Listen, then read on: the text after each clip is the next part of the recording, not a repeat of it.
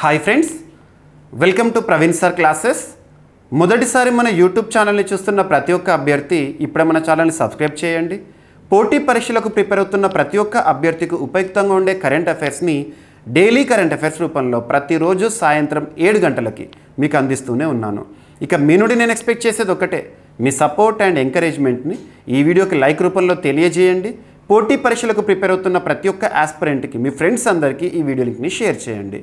ఇక ఈరోజు మార్చ్ 21, 2025 వార్తల్లో చాలా అంశాలు నిలిచాయి.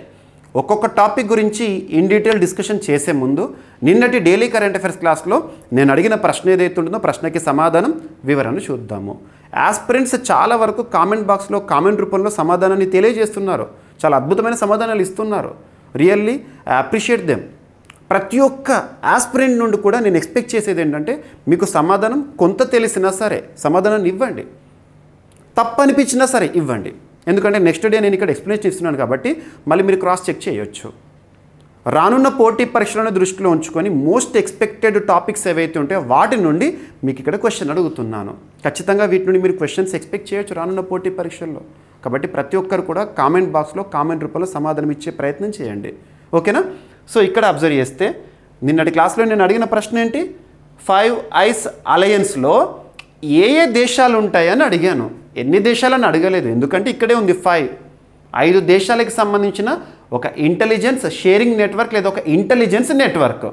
ఆ 5 దేశాల పేర్లు ఏంటి అని అడిగాను. ఇది చాలాసార్లు వార్తల్లోకి వచ్చింది. లాస్ట్ 2 ఇయర్స్ నుండి రెగ్యులర్గా చూస్తున్నాం. ఉదాహరణకు తీసుకుంటే 2024 ఇయర్లో కెనడా ప్రధానిగా జస్టిన్ ట్రూడో గారు ఉన్నప్పుడు ఈ 5 ఐస్ అలయన్స్ ఎక్కువగా ట్రెండింగ్లోకి వచ్చింది. ముఖ్యంగా కెనడాలో ఒక మర్డర్ కేసు, నిజ్జర్ హత్య కేసు ఉంది కదా, ఆ హత్య కేసు విషయంలో ట్రూడో తరచూ భారతదేశం పైన ఏదో ఒక స్టేట్మెంట్ ఇచ్చేవారు, నెగటివ్ స్టేట్మెంట్స్. మరియు ఒక ఇంటెలిజెన్స్ షేరింగ్ నెట్వర్క్ లేదా ఒక ఇంటెలిజెన్స్ నెట్వర్క్ సమాచారం ఆధారంగానే నేను చెప్తున్నానని చెప్పేసి తను చాలాసార్లు చెప్పారు. ఈ 5 ఐస్ అలయన్స్ అనేది 5 దేశాలకు సంబంధించిన ఒక ఇంటెలిజెన్స్ నెట్వర్క్ లేదా ఇంటెలిజెన్స్ షేరింగ్ నెట్వర్క్. 2వ ప్రపంచ యుద్ధ సమయం ఆ తర్వాత ఏర్పడిన ఒక కూటమిగా చెప్పొచ్చు. 1946లో ఏర్పాటైంది. ఇందులో 5 దేశాలు ఏంటో చూడండి. United states of America, Canada, United Kingdom, Australia, New Zealand. So మళ్ళీ ఎందుకు ఇది ఇటీవల వార్తల్లోకి వచ్చిందంటే, రీసెంట్గా భారత ఆధ్వర్యంలో రెజినా డైలాగ్ గురించి మీతో నేను డిస్కస్ చేశాను last 4 days back, subject condition. So ఈ రెజినా డైలాగ్కి ఈ దేశాల నుండి కూడా ప్రతినిధులు హాజరయ్యారు. ఉదాహరణ తీసుకుంటే న్యూజిలాండ్ నుండి వచ్చిన ప్రముఖులు మీకు అందరికీ తెలుసు. ఓకేనా? సో ఈ విధంగా ట్రెండింగ్గా ఉన్న టాపిక్స్ ఏవైతే ఉంటే వాటిని ఎక్కువగా ఫోకస్ చేయాలి. ఓకేనా? 5 ఐస్ అలయన్స్లో ఏ ఏ దేశాలు ఉంటాయి, ఈ క్రింది వాటిలో ఏ దేశాలు 5 ఐస్ అలయన్స్ కూటమిలో ఉంటాయి, ఇలా క్వశ్చన్స్ అడగవచ్చు. కాబట్టి 5 దేశాల పేర్లు అయితే గుర్తుపెట్టుకోండి. ఓకేనా? నెక్స్ట్ వచ్చేసి సో ఈరోజు మార్చ్ 21, 2025 ప్రత్యేకంగా అంతర్జాతీయ స్థాయిలో ఒక సిగ్నిఫికెన్స్ ఉన్న దినోత్సవం, ఇంపార్టెంట్ డేస్ అండ్ థీమ్స్ పైన కూడా పోటీ పరీక్షలో క్వశ్చన్స్ అడగవచ్చు. అలా అని చెప్పేసి ప్రతి ఒక్క రోజు ఏదో ఒక స్పెషాలిటీ ఉంటుంది, ప్రతి ఒక్క డే కూడా ఇంపార్టెంట్ కాదు. పోటీ పరీక్షల కోణంలో కొన్ని మాత్రం ఇంపార్టెంట్, వాటిని మాత్రం మీకు ఖచ్చితంగా హైలైట్ చేస్తాను. సో ఇక్కడ అంతర్జాతీయ అటవీ దినోత్సవంగా చెప్పవచ్చు. ఇక్కడ అబ్జర్వ్ చేస్తే మరి ఎప్పటి నుండి 1971లో FAO Food and Agricultural Organisation మీకు కొన్ని అంతర్జాతీయ సంస్థల గురించి చూస్తున్నప్పుడు దాని యొక్క హెడ్ క్వార్టర్ ఎక్కడో చూడాలి. Food and agriculture Organisation, food అనే పదం వచ్చింది అంటే మ్యాక్సిమం ఛాన్సెస్ ఆ హెడ్ క్వార్టర్ అనేది రోమ్, ఇటలీ కేంద్రంగా ఉంటుంది. Food and agriculture Organisation head quarter ఇక్కడ రోమ్, ఇటలీ. వీరికి సంబంధించిన ఒక సమావేశం 16th సెషన్ జరుగుతున్నప్పుడు ప్రపంచవ్యాప్తంగా కూడా అటవీ దినోత్సవాన్ని జరుపుకోవాలి, అడవుల యొక్క ప్రాముఖ్యత గురించి అవగాహన కల్పించడంలో ఈ డేకి ఒక సిగ్నిఫికెన్స్ ఇద్దామని చెప్పేసి ఒక ప్రత్యేక చర్చ జరిగింది. అలా ప్రతి ఏటా కూడా ఫుడ్ అండ్ అగ్రికల్చర్ ఆర్గనైజేషన్ ఆధ్వర్యంలో ఈ అటవీ దినోత్సవం అనేది జరుపుకోవడం ప్రారంభమైంది. తర్వాత 2012 నుండి ఐక్యరాజ్య సమితి ప్రత్యేకంగా ఈ దినోత్సవం పైన దృష్టి కేంద్రీకరించింది. అడవుల యొక్క ప్రాముఖ్యత ఏంటి, అడవుల వల్ల మనకు వచ్చే లాభం ఏంటి, ప్రస్తుతం ప్రపంచమంతా కూడా చూస్తే అడవులే మనల్ని కాపాడే ఒక లంగ్స్గా కూడా ఉపయోగపడుతున్నాయి. ఓకేనా? సో ఇక్కడ అబ్జర్వ్ చేస్తే ఇది డే. మరి ఈ సంవత్సరం 2025 సంవత్సరానికి గాను ప్రపంచ అటవీ దినోత్సవం లేదా అంతర్జాతీయ అటవీ దినోత్సవం యొక్క థీమ్ ఏంటి అంటారు? Forest and foods. Forest and foods అనేది థీమ్ ఎప్పుడైనా ఇంగ్లీష్లోనే చూసే ప్రయత్నం చేయండి, తెలుగులో అర్థం చేసుకోండి. ఎందుకంటే తెలుగు మీడియం ఆస్పిరెంట్స్కి చాలా వరకు పోటీ పరీక్షల్లో ట్రాన్స్లేషన్ ఎర్రర్స్ కారణంగా కొన్ని మిస్టేక్స్ వల్ల, కమిషన్ చేసే మిస్టేక్స్ వల్ల కూడా మార్క్స్ లాస్ అయ్యే ప్రమాదం కనబడుతుంది. కాబట్టి ఏ లాంగ్వేజ్లో ఉంటే ఆ లాంగ్వేజ్, ఇటువంటి కొన్ని summits, themes, days, themes, books and authors ఇలాంటివి ఎక్కువగా ఏ లాంగ్వేజ్లో ఉంటే ఆ లాంగ్వేజ్లోనే చూడాలి. ఇక ఏదైనా ఒక ఇంపార్టెన్స్ ఉంటే మనం లింక్ చేసుకోవాలి సబ్జెక్ట్ని. మన భారతదేశం విషయానికి వస్తే దేశంలోనే అత్యున్నత చట్టమైన రాజ్యాంగంలో 4వ భాగం ఆదేశిక సూత్రాల గురించి తెలియజేస్తుంది కదా. ఆర్టికల్ 36 నుండి 51 వరకు మనం ఆదేశిక సూత్రాల గురించి నేర్చుకుంటాం. అందులో ఆర్టికల్ 48A అటవీ సంరక్షణకి సంబంధించి ఉద్దేశించిందని లింక్ చేసుకోండి సింపుల్గా. సో ప్రభుత్వం మనల్ని పరిపాలించే రాజ్యం ఏదైతే ఉంటుందో, ప్రభుత్వం ఏదైతే ఉంటుందో అడవులను సంరక్షించే చర్యలు తీసుకోవాలి. అలా చెట్లు నాటే కార్యక్రమాలు మీరు అప్పుడప్పుడు చూస్తూ ఉంటారు. వర్షాకాలం వచ్చిందంటే చెట్లు నాటే కార్యక్రమాలు, గతంలో మనం అబ్జర్వ్ చేస్తే హరితహారం ఇలాంటివి ఉంటాయి కదా. సో అలా చెట్లు నాటే కార్యక్రమం అనేది ఏ ఆర్టికల్లో భాగంగా మనం అర్థం చేసుకోవచ్చు అంటే article 48A of Indian constitution. అక్కడ ఆ ప్రోగ్రామ్స్ ఉండవు. సో ఆ ఆర్టికల్ని మనం అర్థం చేసుకుంటే తెలిసిపోతుంది. నెక్స్ట్ ఆర్టికల్ 51A ప్రాథమిక విధులు కదా. ఆర్టికల్ 51A ప్రాథమిక విధులు. ఆర్టికల్ 51A క్లాజ్ E అడవుల విషయంలో కానీ, సరస్సుల విషయంలో కానివ్వండి, జీవ వైవిధ్యం విషయంలో కానివ్వండి, న్యాచురల్ రీసోర్సెస్ ఏవైతే ఉంటాయో వాటన్నిటిని కూడా సంరక్షించడం అనేది పౌరుల యొక్క బాధ్యత. ఇలా చూడాలి. ఇక భారతదేశంలో అడవులకు సంబంధించిన చట్టాలపైన ఒక్కసారి ఐడియా తెచ్చుకోండి. 1980 అటవీ సంరక్షణ చట్టమే కానివ్వండి, మొట్టమొదటి ఫారెస్ట్ పాలసీ 1952 అటవీ విధానం, 1988 ఫారెస్ట్ పాలసీ, ఇలాంటి వాటిపైన ఎగ్జామినేషన్లో అడగవచ్చు. ఎట్ ద సేమ్ టైం మీకు రీసెంట్గా 2024 డిసెంబర్ మంత్లో India State of Forest report 2023 released in 2024. So ఆ నివేదిక నుండి రానున్న 2 ఏళ్ల పాటు జరిగే ఏ పోటీ పరీక్షలైనా కూడా జాగ్రఫీ పాయింట్ ఆఫ్ వ్యూలో క్వశ్చన్స్ రావచ్చు. 18th edition of India State of Forest Report మీకు నేను CA 360లో దాని గురించి ఇన్డెప్త్గా చెప్పేసేసాను. ర్యాంక్స్ కానివ్వండి అవన్నీ కూడా చూడండి. ఓకేనా? సో ఇక్కడ మన కంటెక్స్ట్ ఏంటి, అటవీ దినోత్సవానికి సంబంధించి లింక్ చేస్తున్నాను, ఈ టాపిక్స్ ఇంపార్టెంట్ అని చెప్పేసేసి. ఓకేనా? సో అంతర్జాతీయ అటవీ దినోత్సవాన్ని మార్చ్ 21న నిర్వహిస్తారు. దట్టమైన వృక్షాలు, పొదలతో కూడిన విశాల భూభాగాలను అడవులుగా పేర్కొంటాము. ఓకేనా? జీవ వైవిధ్యం, పర్యావరణ సమతుల్యతను కాపాడడంలో ఇవి ముఖ్య భూమిక పోషిస్తాయి అంట. భవిష్యత్తు తరాల వారికి ప్రాముఖ్యాన్ని అడవుల వల్ల తెలపాలనే లక్ష్యంతో ఐక్యరాజ్య సమితికి చెందిన food and agriculture organisation March 21న వరల్డ్ ఫారెస్ట్ డేగా నిర్వహించాలని భావించింది. 1971లో ఈ FAO యొక్క 16th సమావేశం ఏదైతే ఉంటుందో అక్కడ అన్ని దేశాలు దీన్ని ఆమోదించినాయి. తర్వాత 2012 నవంబర్ 28న ఐక్యరాజ్య సమితి జనరల్ అసెంబ్లీ మార్చి 21న అంతర్జాతీయ అటవీ దినోత్సవంగా జరుపుకోవాలని అధికారికంగా తీర్మానించింది. గుర్తుపెట్టుకోండి. ఈ సంవత్సరం థీమ్ ఏంటి అంటారు? Forest and food. Very very important. ఇక నెక్స్ట్ వృద్ధులకి సంబంధించి. సో వృద్ధులకి సంబంధించి చాలాసార్లు మనం ఎగ్జామినేషన్ పాయింట్ ఆఫ్ వ్యూలో క్వశ్చన్స్ చూస్తాము. దేశంలోని అత్యున్నత చట్టమైన రాజ్యాంగంలో 4వ భాగంలో ఆర్టికల్ 41 ఒక్కసారి లింక్ చేసుకోండి. ఆర్టికల్ 41లో భాగంగా ఎవరి సంక్షేమాన్ని చూసుకోవాలి ప్రభుత్వము? 1 యువతకి సంబంధించి, 2 దివ్యాంగులకి సంబంధించి, 3 వచ్చేసి వృద్ధులకి సంబంధించి. వృద్ధుల సంక్షేమం అనేది ప్రభుత్వం యొక్క బాధ్యత. అందుకే వాళ్ళకు పెన్షన్స్ కానివ్వండి, వృద్ధాప్య పెన్షన్ కానివ్వండి, ఇవన్నీ కూడా మనం చూస్తూ ఉంటాము.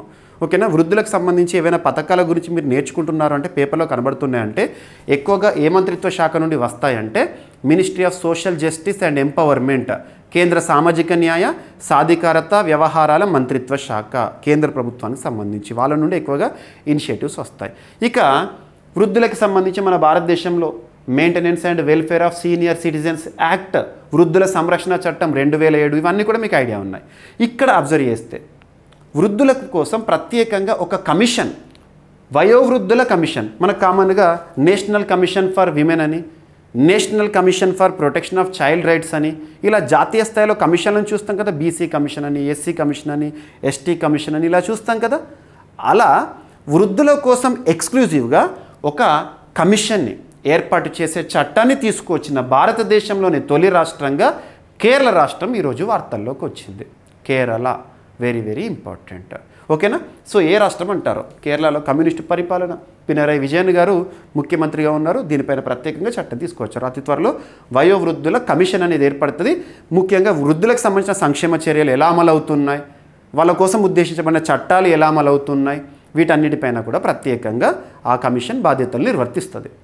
October 1st every year is celebrated as senior citizens day, వృద్ధుల దినోత్సవం. ఇలాంటివి మనం చూస్తూ ఉంటాము.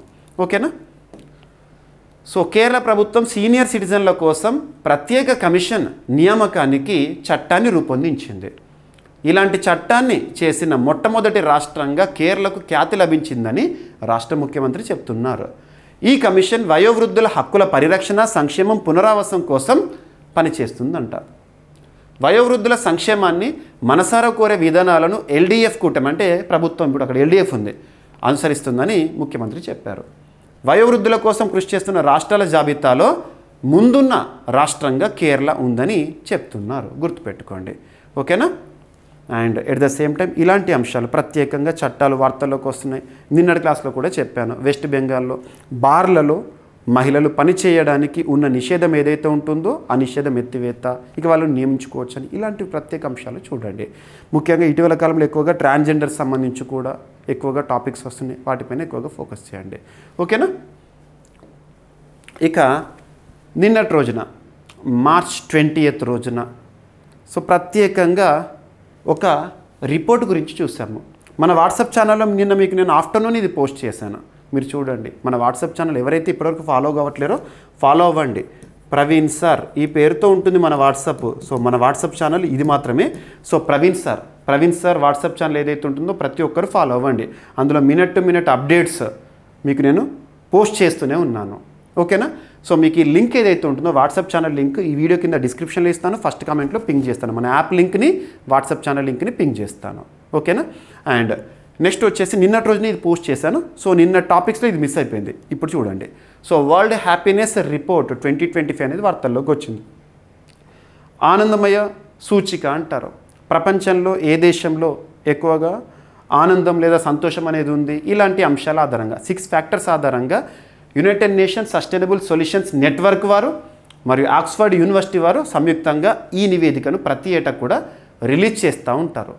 లాస్ట్ ఇయర్ ఇదే వరల్డ్ హ్యాపీనెస్ రిపోర్ట్లో భారతదేశము 126th పొజిషన్లో ఉంటే ఈసారి 118 పొజిషన్లో ఉంది అవుట్ ఆఫ్ 147 కంట్రీస్. ఎప్పట్లాగే ఈసారి కూడా టాప్ పొజిషన్లో ఎవరు ఉన్నారని అడుగుతారు. So Finland. సో ఈ విధంగా ఎగ్జామినేషన్ పాయింట్ ఆఫ్ వ్యూలో మనం ఫోకస్ చేయాల్సిన అవకాశం ఉంటుంది. సో ఇక్కడ చూడండి. ఓకేనా.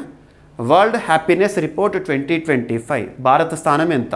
Out of 147 countries 118, 118. ఓకేనా. ఇందులో టాప్ పొజిషన్లో ఫిన్లాండ్ వరుసగా 8వసారి టాప్లో ఉంది. అత్యంత ఆనందకరమైన దేశంగా ఫిన్లాండ్. ఓకేనా. యూరోపియన్ దేశాలు ఈ ర్యాంకింగ్లో టాప్ 20లో అధికంగా స్థానం దక్కించుకున్నాయంట. ఇక్కడ టాప్ 20లో చూస్తే మీకు మ్యాక్సిమం యూరోపియన్ కంట్రీసే ఉంటాయి, అంటే ఐరోపా ఖండంలోని దేశాలు. ఓకేనా. నెక్స్ట్ ఆనంద స్థాయిలో తగ్గుదల విషయానికి వస్తే అమెరికా 24వ స్థానానికి పడిపోయింది. మొదటిసారి 20 అండ్ అంతకంటే ఎక్కువ ర్యాంకుకు పడిపోవడము. ఇప్పటివరకు ఇదే అత్యల్ప ర్యాంక్ అంటే అమెరికాకు సంబంధించి. ఓకేనా. 2012లో 11వ స్థానంలో ఉంటే అమెరికా ఈసారి క్షీణించింది. ఇక హంగేరీ 69వ స్థానంలో ఉంది. అండ్ నెక్స్ట్ వచ్చేసేసి ఆఫ్ఘనిస్తాన్ చిట్ట చివరి స్థానం. ఆఫ్ఘనిస్తాన్లో సంతోషం ఎక్కడ ఉంది? తాలిబన్ల హస్తగతమైన ఆఫ్ఘనిస్తాన్లో చాలా ఆంక్షలు ఉన్నాయి. మహిళలపైన ఆంక్షలు కానివ్వండి, నిబంధనలు కానివ్వండి. సో ఇలాంటి ఆంక్షలన్నీ కూడా మనం చూస్తూ ఉన్నాము. ఓకేనా. ఇక్కడ అబ్జర్వ్ చేస్తే ఎవరు నివేదికను విడుదల చేస్తారు, ఏదైనా ఒక రిపోర్ట్ లేదా ఇండెక్స్ చూస్తే ఎవరు రిలీజ్ చేస్తారో చూడాలి. So well being research centre అది యూనివర్సిటీ ఆఫ్ ఆక్స్ఫర్డ్కి సంబంధించింది. నెక్స్ట్ అమెరికా కేంద్రం పనిచేస్తున్న United nations sustainable solutions network, వీళ్ళు ఈ నివేదికను రిలీజ్ చేశారు. ఏ అంశాల ఆధారంగా ఏదైనా నివేదికను లేదా సూచీని విడుదల చేస్తున్నారంటే ఏ అంశాల ఆధారంగా, ఏ పారామీటర్స్, ఏ ఇండికేటర్స్ ఆధారంగా ఆ సూచీని ర్యాంకులను విడుదల చేశారో చూడాలి. సో ఇక్కడ అబ్జర్వ్ చేస్తే first GDP per capital, next social support, healthy life expectancy, freedom to make life choices and generosity, perceptions of corruption, ఇలాంటి అంశాల ఆధారంగా ఈ సూచిని రిలీజ్ చేస్తారు. మీకు కామన్గా ఏ పోటీ పరీక్షలైనా కూడా ర్యాంక్ ఏ విధంగా ఉంది, ఎవరు రిలీజ్ చేశారు, గతంలో భారతదేశం ఏ స్థానంలో ఉంటే ఇప్పుడు ఏ స్థానంలో ఉంది, ఇవి అడుగుతారు. కానీ యూపీఎస్సీ లాంటి ఎగ్జామినేషన్స్, సివిల్ సర్వీసెస్ ఎగ్జామినేషన్స్ ఏవైతే ఉంటాయో యూపీఎస్సీ ఆస్పిరెంట్స్ మాత్రం ఈ ఫ్యాక్టర్స్ కూడా చూడాలి, డెప్త్గా చూడాలి. ఓకేనా. ఇక మన భారత్ చుట్టుపక్కల దేశాలు ఏ స్థానంలో ఉన్నాయి, మరి ప్రపంచంలో ఎక్కువగా ఇటీవల కాలంలో ట్రెండింగ్ అవుతున్న కంట్రీస్ ఏ స్థానంలో ఉన్నాయి కూడా చూడాలి. భారత్ లాస్ట్ ఇయర్ ఏ స్థానంలో ఉంది, 126th పొజిషన్లో. అండ్ భారత్ ఆనుకొని ఉన్న నేపాల్ 92nd పొజిషన్, మనకంటే ముందుంది. చైనా మనకంటే ముందుంది. పాకిస్తాన్ మనకంటే ముందుంది. శ్రీలంక మనకంటే వెనుకబడిపోయింది. బంగ్లాదేశ్ మనకంటే వెనుకబడిపోయింది. అమెరికా అగ్రదేశం 24th position. Israel, Palestine Israel గొడవ గురించి మనం తరచూ చూస్తున్నాం కదా. సో ఇజ్రాయెల్ అయినప్పటికీ కూడా 8th పొజిషన్లో ఉంది, గుర్తుపెట్టుకోండి. సో ఈ విధంగా ఎగ్జామినేషన్ పాయింట్ ఆఫ్ వ్యూలో అడిగే అవకాశం ఉంటుంది. ఓకేనా. ఇక నెక్స్ట్ భారత రెమిటెన్స్ల సర్వే. రెమిటెన్సెస్కి సంబంధించి రిపోర్ట్ ఎవరు రిలీజ్ చేస్తారు, గణాంకాలను ఎవరు రిలీజ్ చేస్తారంటే Reserve Bank of India, RBI regulatory body. భారతదేశంలో బ్యాంకులకే bank, apex bank, supreme bank అయినా ఆర్బీఐ. సో ఇక్కడ అబ్జర్వ్ చేస్తే రెమిటెన్స్ అంటే ఏంటో ఫస్ట్ చూడాలి. పదాలు important. Economy point of view remittance వాడుక భాషలో చెప్తాను. ఉదాహరణకి మన సంబంధీకులు, మన సిబ్లింగ్స్ కానివ్వండి లేదా కజిన్స్ కానివ్వండి, ఎవరైనా సరే మన దేశానికి సంబంధించిన వ్యక్తులు ఎవరైనా విదేశాలకు వెళ్తూ ఉంటారు, చూస్తూ ఉంటాం మనం సెండ్ ఆఫ్ ఇవ్వడము. అలా అమెరికాకి కానీ లేదా వెస్టర్న్ కంట్రీస్ లేదా గల్ఫ్ కంట్రీస్కి ఎటైనా వెళ్ళొచ్చు. గల్ఫ్ కంట్రీస్కి వెళ్తున్నారంటే జీవనోపాధి కోసం, వెస్టర్న్ కంట్రీస్కి వెళ్తున్నారంటే మరింత ఉన్నతమైన జీవన పరిస్థితుల కోసము. సో అలా విదేశాలకు వెళ్ళిన వారు అక్కడ సంపాదించేది ఏదైతే ఉంటుందో, సంపాదించిన దాంట్లో వాళ్ళ ఖర్చులు పోను రిమైనింగ్ అమౌంట్ ఏం చేస్తారు, మన భారతదేశానికి పంపిస్తారు, వాళ్ళ పేరెంట్స్ పంపిస్తారు, లేదా ఇక్కడ ఏదైనా ఇన్వెస్ట్ చేస్తారు, ల్యాండ్లు కొనడం ఇలాంటివి.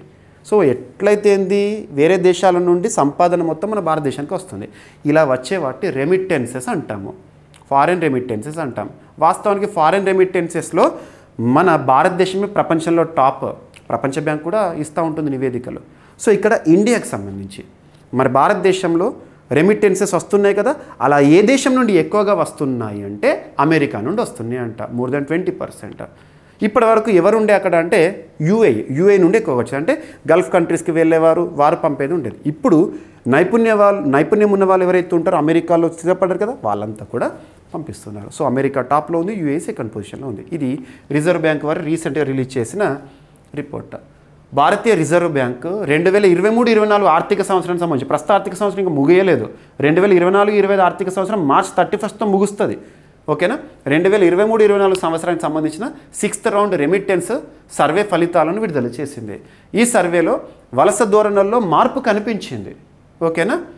అధిక సంఖ్యలో నైపుణ్యం గల వృత్తిపరులే విదేశాలకు వలస వెళ్తున్నారంట.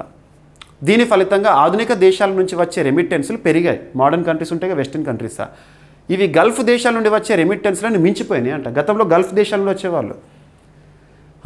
అమెరికా 2023-24లో భారతదేశానికి వచ్చే మొత్తం రెమిటెన్సెస్లో అమెరికా అగ్రస్థానంలో నిలిచింది. మొత్తం రెమిటెన్స్లో అమెరికా వాటా 27.7%. ₹100 విదేశాల నుండి వస్తున్నాయి అంటే అమెరికా నుండి 27.7% వస్తున్నాయి. మరి సెకండ్ పొజిషన్ ఎవరిది, యూఏఈ, అరౌండ్ 19.2%, 19%. అంతకుముందు యూఏఈ టాప్లో ఉండేది. ఓకేనా, గుర్తుపెట్టుకోండి. ఇలా కాన్సెప్ట్ చదివి మీరు ఈజీగా నేర్చుకుంటే గణాంకాలు చూస్తే సరిపోతుంది. నెక్స్ట్ హోలీ, రీసెంట్గా మనం సెలబ్రేట్ చేసుకున్నాం కదా హోలీ ఫెస్టివల్ని. సో అలా హోలీ ఫెస్టివల్ రీసెంట్గా భారతదేశాన్ని పర్యటించిన తులసి గబార్డ్ గారు ఉన్నారు కదా అమెరికా నుండి, తను కూడా అన్నారు భారతదేశంలో హోలీని మిస్ అయ్యాను, ఎంజాయ్మెంట్ మిస్ అయ్యాను, లేట్గా వచ్చాను, ఇలాంటి స్టేట్మెంట్ చేశారు. సో ఇక్కడ అబ్జర్వ్ చేస్తే హోలీ ఫెస్టివల్, కలర్ఫుల్ ఫెస్టివల్, అలాంటి హోలీ ఫెస్టివల్ని అధికారికంగా గుర్తించిన అమెరికాలోని ఒక స్టేట్గా టెక్సాస్ వార్తల్లోకి వచ్చింది. ఇక టెక్సాస్లో అఫీషియల్గా హోలీ సెలబ్రేషన్ జరుపుకుంటారు. అలా అమెరికాలో 3వ స్టేట్గా హోలీని అఫీషియల్గా గుర్తిస్తూ టెక్సాస్ అనేది ఈరోజు వార్తల్లోకి వచ్చింది. ఓకేనా, వాళ్ళ సెనేట్ ఈ రిజల్యూషన్ తీసుకొచ్చింది. అమెరికాలోని టెక్సాస్ స్టేట్ హోలీ పండుగను ప్రాధాన్యమైన సాంస్కృతిక వేడుకగా అధికారికంగా గుర్తింపించింది. దీనికి సంబంధించిన తీర్మానాన్ని రాష్ట్ర సెనేట్ ఆమోదించింది. టెక్సాస్, జార్జియా, న్యూయార్క్ తర్వాత హోలీని అధికారికంగా గుర్తించిన 3వ అమెరికా రాష్ట్రంగా నిలిచిందంట. మార్చి 14న సెనేటర్ గారు ఈ తీర్మానాన్ని ప్రవేశపెట్టారు. హోలీ పండుగ ప్రేమ, నవీకరణ, పురోగతి వంటి అంశాల్లో ప్రతిబింబిస్తుందంట, గుర్తుపెట్టుకోండి. ఇక ఐఐటీస్ తరచూ వార్తల్లో నిలుస్తున్న అంశాల్లో ఐఐటీస్ ఇంపార్టెంట్. రానున్న ఏ పోటీ పరీక్ష అయినా, ఏ స్థాయి పోటీ పరీక్ష అయినా ఐఐటీస్ పైన క్వశ్చన్స్ మనం ఎక్స్పెక్ట్ చేయాల్సిందే, వస్తున్నాయి క్వశ్చన్స్. సో అలాంటి ఐఐటీస్లో ఐఐటి గౌహతి ఈరోజు వార్తల్లోకి వచ్చింది. ఐఐటి గౌహతి శాస్త్రవేత్తలు పికిల్స్ ఉంటాయి కదా, కామన్గా అస్సాం రాష్ట్ర సంస్కృతిలో భాగమైన ఒక పికిల్లో ఒక యూజ్ఫుల్, ఒక మంచి బ్యాక్టీరియాని కనుగొన్నారంట. అది మంచి చేసే బ్యాక్టీరియా అని చెప్పేసి చెప్తున్నారు. ఆ బ్యాక్టీరియా పేరేంటి? ఐఐటి గౌహతి. ఆ చట్నీ పేరేంటో కూడా చూడండి, ఎందుకంటే చట్నీస్ పైన కూడా క్వశ్చన్స్ వస్తున్నాయి. మీరు అబ్జర్వ్ చేస్తే 2022 అక్టోబర్ 16 రోజున తెలంగాణ రాష్ట్రంలో జరిగిన గ్రూప్ 1 ప్రిలిమినరీ ఎగ్జామినేషన్లో ఒడిశాలోని చీమల చట్నీ ఏదైతే ఉంటుందో ఆ చీమల చట్నీ పైన క్వశ్చన్ అడిగారు, జిఏ ట్యాగ్కి లింక్ చేస్తూ. ఓకేనా? సో ఇక్కడ అబ్జర్వ్ చేస్తే రీసెంట్గా ఐఐటి గౌహతి జ్ఞానధార అని చెప్పేసేసి వర్చువల్ రియాలిటీతో ఎడ్యుకేషన్ సిస్టమ్ సంబంధించి వార్తలోకి వచ్చింది. లాస్ట్ 2 days బ్యాక్ మనం డిస్కస్ చేసాం. ఈరోజు ఐఐటి గౌహతి ఏం చెప్తుందంటే అస్సామీ పచ్చడి ఏదైతే ఉంటుందో అందులో అద్భుతమైన బ్యాక్టీరియాను గుర్తించారట. అవి సర్ఫెక్టెన్స్ని జనరేట్ చేస్తున్నాయంట. అస్సాం సాంప్రదాయ వంటకం పానీ టెంగా, సాంప్రదాయ వంటకం పచ్చడి ఏంటిది? పానీ టెంగా అనట. పానీ టెంగా మానవులకు, పరిశ్రమలకు ఉపయోగపడే బ్యాక్టీరియా ఉన్నట్లు ఐఐటి గౌహతి శాస్త్రవేత్తలు గుర్తించారు. మ్యాంగోస్టీన్, చింతపండు, నిమ్మరసం, ఆవగింజలు, ఉప్పు, పచ్చిమిర్చితో తయారు చేసి అరిటాకులో వెదురు బొంగులో ఉంచితే పానీ టెంగా తయారవుతుంది. ఇది ప్రొసీజర్, ఎలా తయారు చేయాలని చెప్పేసి. అస్సాం రాష్ట్ర ప్రజలు వాళ్ళ సంస్కృతికి చాలా ఇంపార్టెన్స్ ఇస్తారు. మీరు ఎప్పుడైనా టైం ఉంటే అస్సాంని విజిట్ చేయండి. చాలా అద్భుతమైన కల్చర్, వాళ్ళు కల్చర్కి ఇంపార్టెన్స్ ఇస్తారు ఫస్ట్ ప్రయారిటీ. వాళ్ళ కల్చరల్ ఫుడ్కి కానివ్వండి, కల్చరల్ ట్రెడిషన్స్ కానివ్వండి, వాళ్ళ డ్యాన్సులు కానివ్వండి, అద్భుతం. ఇక అస్సామీలు దీన్ని అన్నంతో కలిపి పూజిస్తారంట. బ్యాక్టీరియా ఏది జనరేట్ అయింది? మంచి చేసే bacteria bacillus subtilis SMP2. Bacillus subtilis అనే ఒక బ్యాక్టీరియాని, మంచి బ్యాక్టీరియాను గుర్తించారట ఆ చట్నీలో. ఈ బ్యాక్టీరియా బయోసర్ఫెక్టెన్స్ అనే సేంద్రియ పదార్థాలను ఉత్పత్తి చేస్తుంది. ఇది నూనె, నీరు మిశ్రమాలు మేళవించడానికి, శుభ్రపరిచే ఉత్పత్తులు ఉపయోగపడుతుందంట. దీని యొక్క అప్లికేషన్స్ కూడా చూడొచ్చు. ఆ బ్యాక్టీరియా యొక్క అప్లికేషన్స్ సముద్రాల్లో నేల మీద నూనె దేగులు ఏవి ఉంటాయో వాటిని తొలగించడానికి, ఆయిల్ స్పిల్లింగ్ ఇటువంటి వాటిని తొలగించడానికి, భూగర్భ చెమురు తవ్వకాలకు ఉపయోగపడుతుందంట. సౌందర్య ఉత్పత్తుల్లో, బ్యూటీ లేదా కాస్మెటిక్ ప్రోడక్ట్స్లో ఉత్పత్తి అవుతుందంట. ఇది పర్యావరణానికి హాని చేయవు, సులువుగా విచ్ఛిన్నం అవుతాయంట, ఈజీలీ డిగ్రేడబుల్. ఓకేనా? నెక్స్ట్ వచ్చేసేసి ఒక అంతర్జాతీయ సదస్సు వార్తల్లోకి వచ్చింది. ప్రస్తుతం జరుగుతోంది. మార్చ్ 28 వరకు జరుగుతోన్న ఒక సదస్సు ఆల్రెడీ ప్రారంభమైంది. మార్చ్ 17కే ప్రారంభమైంది. సో అంతర్జాతీయ సదస్సు ఏంటంటే అంతర్జాతీయ సముద్రతల అథారిటీ సమావేశం 30th session. So international seabed authority ఇటీవల ఈ సంవత్సరానికి 2025 ఇయర్లో 30th సెషన్ని నిర్వహించింది. ఎక్కడ అంటారు? ఎక్కడ? జమైకాలో. సీబెడ్ ఉంటుంది కదా, సో సముద్ర గర్భంలో సీబెడ్ ప్రాంతంలో పరిశోధనలు, సహకారం కోసం ఒక అంతర్జాతీయ స్థాయిలో ప్రాముఖ్యత ఉన్న ఒక సదస్సు. ఓకేనా? సో 30th ఎప్పుడు? మార్చ్ 17 నుండి 28 వరకు జరుగుతుంది. 170 సభ్య దేశాలు మరియు యూరోపియన్ యూనియన్ సముద్ర గని నిబంధనలపై చర్చించడానికి సమావేశమైనాయంట. లక్ష్యం ఏంటి మరి? సదస్సు యొక్క లక్ష్యం ఏంటంటే సముద్ర గని నియంత్రణల రూపకల్పన మరియు సముద్ర పర్యావరణ పరిరక్షణ కోసం ఉద్దేశించబడింది. ఇక ఈ సమావేశం ఎవరు నిర్వహిస్తున్నారన్నాను? ఇంటర్నేషనల్ సీబెడ్ అథారిటీ కదా. దీనికి సంబంధించిన స్టాటిక్ పాయింట్స్, మీకు స్టాటిక్ పాయింట్స్ ఇస్తున్నాను, జీకే పాయింట్స్, వాటిని చూడండి. ఏ సంవత్సరంలో ఏర్పడింది? ISA 1994లో. ఓకేనా? United Nations Convention on the Law of the Seas UNCLOS 1982 చట్టం, సముద్రానికి సంబంధించిన చట్టము. ఓకేనా? నెక్స్ట్ అపార్ ఐడి అనే ఒక అంశం వార్తల్లోకి వచ్చింది. కామన్గా మనము యూనిక్ ఐడెంటిటీ కార్డు, ప్రతి ఒక్కరికి కూడా ఒక కార్డు ఉంది కదా, ఆధార్ కార్డు. ఈరోజు అన్నిటికీ కూడా ఆధారే ప్రామాణికంగా తీసుకుంటున్నాము అఫీషియల్గా కూడా. అటువంటిది స్టూడెంట్స్, పిల్లలు స్కూల్లో చదువుతున్నారు కదా, వాళ్ళకి సంబంధించిన ఒక ఐడి కార్డు, 1 నేషన్ 1 స్టూడెంట్ కార్డుగా చెప్పొచ్చు. సో స్టూడెంట్స్ సంబంధించిన కంప్లీట్ ప్రొఫైల్ అనేది తనకి ఇవ్వబడిన నంబర్ ఏదైతే ఉంటుందో అపార్ ఐడిలో స్టోర్ అయి ఉంటుంది. ఆ నంబర్తో తన ప్రొఫైల్, స్టూడెంట్ ప్రొఫైల్ మొత్తం కూడా తెలిసిపోతుంది. ఇది డిజిటలైజేషన్. సో ప్రస్తుతం కేంద్ర ప్రభుత్వం అన్ని రాష్ట్రాలకు ఆదేశాలు జారీ చేసింది. అన్ని రాష్ట్రాలు మీరు కూడా చూసుంటారు ఇళ్లలో కూడా. సో పిల్లలు ఫామ్ తీసుకొచ్చేసేసి అపార్ ఐడి కోసం ఫామ్ ఫిలప్ చేయమన్నారు టీచర్ అని చెప్పేసి అడుగుతూ ఉంటారు.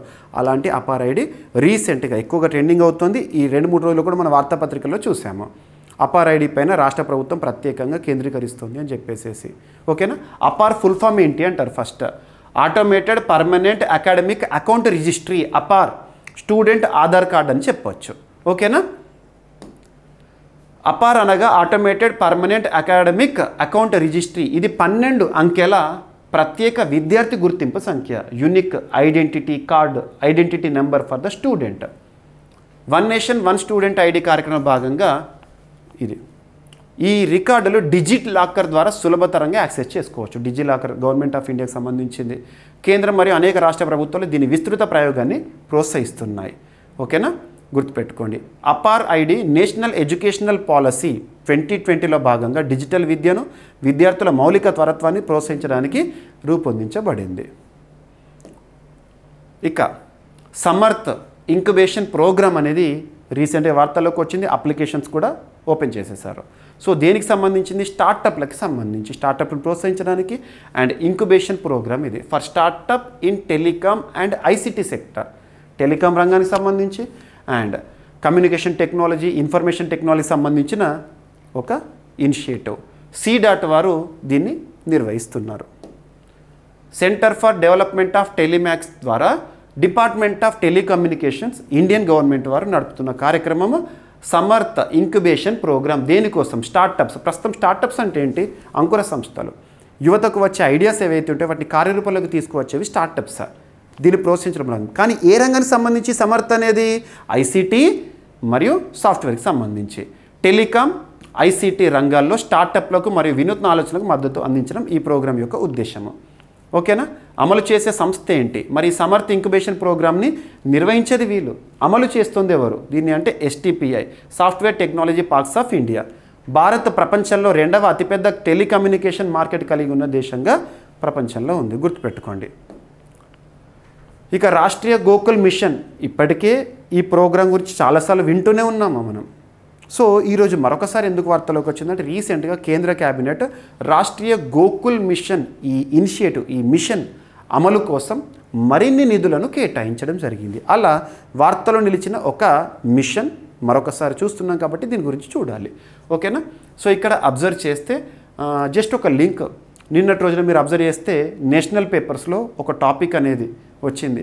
Hour Ongole cow recently sold for 4.38 million, అంటే 37 కోట్ల రూపాయలకు మన ఒంగోలు గిత్త ఏదైతే ఉంటుందో అమ్ముడుపోయిందంట.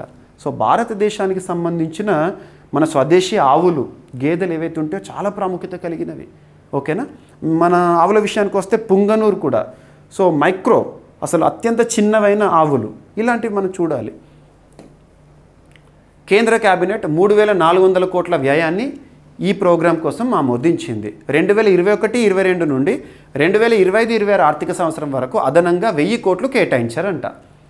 పశుసంవర్ధక రంగ అభివృద్ధికి ఈ కార్యక్రమం అనేది ఉపయోగపడుతుంది. పశుసంవర్ధక ముఖ్యంగా గోవులకు సంబంధించి లక్ష్యం ఏంటి? భారతదేశంలోని స్థానిక, మన డొమెస్టిక్, మన లోకల్ బ్రీడ్స్ వాటిని సంరక్షించడము, అభివృద్ధి చేయడము. ఉద్దేశం పాల ఉత్పత్తి మరియు సామర్థ్యాన్ని స్థిరమైన మార్గంలో పెంచడం ఈ రాష్ట్రీయ గోకుల్ మిషన్లో భాగంగా ఉద్దేశము. ఎప్పుడు ప్రారంభమైంది? 2014 డిసెంబర్లో నరేంద్ర మోదీ గారి ప్రభుత్వం వచ్చిన తర్వాత.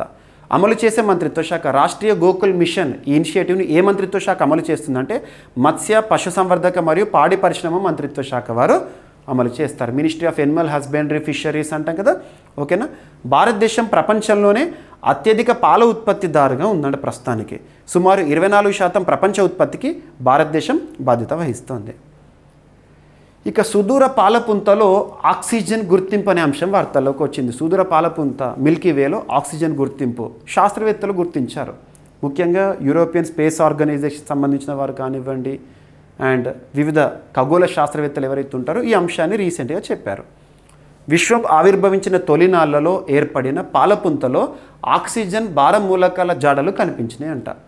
పాలపుంత భూమికి, ఈ పాలపుంత భూమికి 1340 కోట్ల కాంతి సంవత్సరాల దూరంలో ఉందంట. దీనికి జేడ్స్ GS-Z14O అనే పేరు పెట్టారు. ఓకేనా. విశ్వం పుట్టిన తర్వాత కూడా చాలా తొలినాళ్లలోనే పాలపుంతలు ఏర్పడిన ఆధారాలు కనిపించినాయి. విశ్వం పుట్టిన తర్వాత కాకుండా చాలా తొలినాళ్లలోనే. ఓకేనా. జస్ట్ ఇనిషియేటివ్ అంతే. నెక్స్ట్ వచ్చేసి మిస్ వరల్డ్ పోటీలు. సో రానున్న మే మంత్లో తెలంగాణ వేదికగా, మన హైదరాబాద్ వేదికగా జరగబోతున్న అంతర్జాతీయ ఈవెంట్. సో ఇక్కడ మే 7th రోజున ప్రారంభం కాబోతున్న మిస్ వరల్డ్ పోటీలు. 72వ మిస్ వరల్డ్ పోటీలకు తెలంగాణ ఆతిథ్యం ఇవ్వనుందంట. మే 7వ తేదీ నుండి మే 31 వరకు హైదరాబాద్లో మిస్ వరల్డ్ పోటీలు జరగబోతున్నాయి. 25 రోజుల పాటు 22 ఈవెంట్లు నిర్వహించనున్నారంట. ప్రపంచవ్యాప్తంగా ప్రపంచ నలుమూలల నుండి 140 దేశాలకు చెందిన కంటెస్టెంట్లతో పాటు ఆయా దేశాలకు చెందిన ప్రముఖ క్రీడాకారులు కానివ్వండి, డాక్టర్స్ కానివ్వండి, వారందరూ కూడా వస్తారంట. సో తెలంగాణ ఒక అంతర్జాతీయ ఈవెంట్కి, ఒక అందాల పోటీలకు వేదిక కాబోతోంది. ఓకేనా? మిస్ వరల్డ్ పోటీలతో తెలంగాణ విశ్వవ్యాప్తం సాధించనుంది. ఇక్కడ కొన్ని స్టాటిక్ పాయింట్స్ చూడండి. మిస్ వరల్డ్ ప్రపంచంలోనే పురాతనమైన అంతర్జాతీయ సౌందర్య పోటీ ఇది. 1951లో ఎరిక్ మార్లీ అనే బ్రిటిష్ వ్యక్తి స్థాపించారు. ప్రస్తుతం ఇది ఆయన భార్య జూలియా మార్లీ ఆధ్వర్యంలో కొనసాగుతుంది మిస్ వరల్డ్ పోటీలు. ఈ పోటీ ప్రధానంగా బ్యూటీ విత్ ఏ పర్పస్, సౌందర్యం ఒక లక్ష్యంతో అనే థీమ్ మీద ఆధారపడి ఉంటుంది. ఇక మన భారతదేశం ఇప్పటివరకు ఎన్నిసార్లు గెలుచుకుంది? భారతదేశం 6 సార్లు టైటిల్ గెలుచుకుంది. తర్వాత వెనెజులా 6 సార్లు. నెక్స్ట్ భారత మిస్ వరల్డ్ విజేతలు ఇప్పటివరకు చరిత్రలు తీసుకుంటే మొట్టమొదటి మరియు ఆసియా నుండే మొట్టమొదటి వారు రీతా ఫారియా 1966, నెక్స్ట్ ఐశ్వర్యరాయ్ 1994, డియానా హైడెన్ 1997, యుక్తాముఖి 1999, ప్రియాంక చోప్రా 2000, మానుషి చిల్లర్ 2017. సో ఇవి గుర్తుపెట్టుకోండి. ఇక క్రీడలకు సంబంధించి ఒక పర్సన్ వార్తల్లోకి వచ్చారు. క్రీడా రంగానికి సంబంధించి ఇంటర్నేషనల్ ఒలింపిక్ కమిటీ, సో అంతర్జాతీయ స్థాయిలో సంస్థలు ఏవైతే ఉంటే వార్తల్లోకి వచ్చినప్పుడు వాటి యొక్క ప్రధాన కేంద్రం ఎక్కడ ఉందో చూడాలి. ఈ ఐఓసీ హెడ్ క్వార్టర్ ఎక్కడంటే లసానే, స్విట్జర్లాండ్. సో ఐఓసీకి తొలిసారి చరిత్రలోనే తొలిసారి ఒక మహిళా అధ్యక్షురాలు వార్తల్లోకి వచ్చారు. తన పేరు ఏంటి అంటారు? Kirsty Coventry. ఎవరి స్థానంలో వచ్చారు అంటారు? సో థామస్ బాచ్ అంటాం కదా, ఐఓసీ ప్రస్తుత చీఫ్ థామస్ బాచ్ అంటాం కదా, తన స్థానంలో తను ఇప్పుడు ఐఓసీ చేతిలోని మొట్టమొదటి వారు. జింబాబ్వేకు చెందిన 2 సార్లు ఒలింపిక్ స్వర్ణ పథకం విజేత అయిన క్రిస్టీ కోవెంట్రీ. ఎప్పుడైనా గుర్తుంచుకొని అంతర్జాతీయ స్థాయిలో ఎవరైనా వ్యక్తులు ప్రముఖ సంస్థలకు చీఫ్లుగా వస్తున్నారంటే వారు ఏ దేశానికి చెందిన వారో కూడా చూడాలి. ఎందుకంటే ఎగ్జామినేషన్లు అడుగుతున్నారు. ప్రస్తుతం ఐక్యరాజ్య సమితికి జనరల్ సెక్రటరీగా ఉన్నవారు ఏ దేశం, ఇలాంటివి అడుగుతున్నారు. కాబట్టి గుర్తుపెట్టుకోండి. సో జింబాబ్వేకు చెందిన వారు క్రిస్టీ కోవెంట్రీ. తను ఒలింపియన్, స్వర్ణ పథకాన్ని సాధించిన వారు చరిత్రలో. ఓకేనా? మార్చి 20 నిన్నటి రోజున జరిగిన ఎన్నికల్లో క్రిస్టీ గెలుపొందారు. ఓకేనా? ఐఓసీ కొత్త అధ్యక్షురాలు ఇంటర్నేషనల్ ఒలింపిక్ కమిటీకి. ఓకేనా? 131 ఏళ్ళ చరిత్ర కలిగిన ఐఓసీకి మొదటి మహిళా అధ్యక్షురాలిగా ఆమె అరుదైన ఘనత సాధించారు. Very very very important, underline చేసుకోండి సార్ బిట్. 12 సంవత్సరాల పాటు ఐఓసీ అధ్యక్షుడిగా ఉన్న థామస్ బాచ్ స్థానంలో క్రిస్టీ బాధ్యతలు స్వీకరిస్తున్నారు. ఇక ఓకేనా? లాస్ ఏంజలీస్ 2028 ఒలింపిక్స్ నిర్వహణతో పాటు 2036 ఒలింపిక్స్కి ఆతిథ్య హక్కుల కోసం భారతదేశం మిడిల్ ఈస్ట్ పోటీ పడుతున్న నేపథ్యంలో క్రిస్టీ ముఖ్యమైన సవాళ్ళను ఎదుర్కొని ఉన్నారంట. ఇక క్రీడలకు సంబంధించి FIFA, federation international football association, federation international they football association, అంతర్జాతీయ ఫుట్బాల్ సమాఖ్య అంటాము. ఫిఫాకి సంబంధించి వరల్డ్ కప్ 2022లో మనం చూసాము. అర్జెంటీనా విజేత, ఫ్రాన్స్ పైన లియోనెల్ మెస్సీ కల నెరవేరిన రోజు. మరి అటువంటి ఫిఫా వరల్డ్ కప్ 2026లో జరగబోతోంది కదా. అమెరికా మరియు బహుళ దేశాల ఆతిథ్యంలో, అమెరికా కెనడా అలా బహుళ దేశాల ఆతిథ్యంలో జరగబోతోంది కదా. అలా ఫిఫా వరల్డ్ కప్కి అర్హత సాధించిన మొట్టమొదటి టీమ్గా జపాన్ వార్తల్లోకి వచ్చింది. రానున్న ఫిఫా వరల్డ్ కప్కి, ఫుట్బాల్ ప్రపంచ కప్కి అర్హత సాధించిన మొట్టమొదటి టీమ్గా జపాన్. ఇటీవల జరిగిన మ్యాచ్ ఏదైతే ఉంటుందో బహ్రెయిన్ పైన గెలుపొంది 2026 ఫిఫా వరల్డ్ కప్కి అర్హత సాధించిన మొట్టమొదటి జట్టుగా జపాన్. మంచి టీం. ఓకేనా? గుర్తుపెట్టుకోండి. సో ఇక ఈరోజు ప్రశ్న, ఐఎంఎఫ్ ఇంటర్నేషనల్ మానిటరీ ఫండ్ మరియు ఏషియన్ డెవలప్మెంట్ బ్యాంకు ఇవి తరచూ వార్తల్లోకి వస్తున్నాయి. వీటిల్లో రీసెంట్గా అంటే చిట్ట చివరిగా 2024లో వార్తల్లోకి వచ్చినాయి. చిట్ట చివరిగా సభ్యత్వం పొందిన దేశం ఏంటి లేదా దేశాలు ఏంటి? ఒక్కొక్కటి రాయండి సరిపోతుంది. ఓకేనా? ప్రతి ఒక్కరి నుండి కామెంట్ నేను ఎక్స్పెక్ట్ చేస్తున్నాను.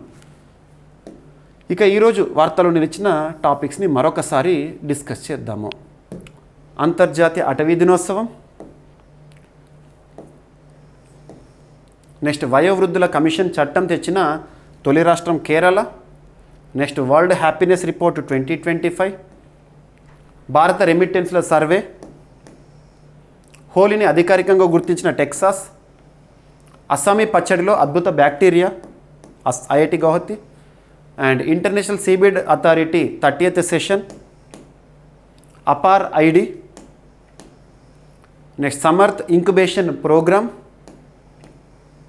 రాష్ట్రీయ గోకుల్ మిషన్, నెక్స్ట్ సుదూర పాలపుంతలో ఆక్సిజన్ కనుగొన్న ఖగోళ శాస్త్రవేత్తలు. మిస్ వరల్డ్ పోటీలు తెలంగాణ ఆతిథ్యంలో జరగబోతున్నాయి. నెక్స్ట్ ఐఓసి తొలి మహిళా అధ్యక్షురాలు. జపాన్ 2026 ఫుట్బాల్ ప్రపంచ కప్కి అర్హత సాధించిన మొట్టమొదటి జట్టుగా. IMF మరియు ADBలో నూతన సభ్య దేశాలు ఏంటి? ఇది ఈరోజు ప్రశ్న. ప్రతి ఒక్కరు కూడా కామెంట్ బాక్స్లో సమాధానాన్ని తెలియజేయండి. ఓకేనా? మరొక వీడియో రేపటి క్లాస్తో మళ్ళీ కలుద్దాము. ఏమైనా మిస్లీనియస్ ఉన్నా కూడా నో నీడ్ టు వరీ, నేను కవర్ చేస్తాను, మళ్ళీ లింక్ అయినా చేస్తూ ఉంటాను. ఓకేనా? సో ప్రతి ఒక్కరు వీడియోని చూడండి, కంప్లీట్గా చూడండి, మీ ఫ్రెండ్స్ అందరికీ షేర్ చేయండి. లైక్ వేలాది మంది అభ్యర్థులు చూస్తున్నారు, ప్రతి ఒక్కరు. సో లైక్ చేస్తే ఏంటంటే ఒక ఫ్యాకల్టీకి ఎంకరేజ్మెంట్ అనేది ఉంటుంది. ఓకేనా? ప్రతి ఒక్కరు లైక్ చేయండి, మీ ఫ్రెండ్స్ అందరికీ షేర్ చేయండి. Thank you.